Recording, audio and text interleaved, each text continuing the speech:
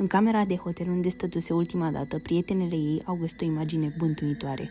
Rochia de mireasă, atât de frumoasă cu o zi înainte, stătea mototărită pe podea acoperită de pete întunecate și noroi, iar în jurul ei erau împrăștiați trandafiri negri, de parcă cineva i-ar fi scos din pământul cimitirului. Un miros înnecăcios și greu de mucegai stagna în aer, deși camera fusese aerisită în acea dimineață. Ceva groaznic părea să se fi întâmplat acolo. 5 zile mai târziu, un grup de adolescenți care explora pădurile de la marginea orașului au făcut o descoperire terifiantă.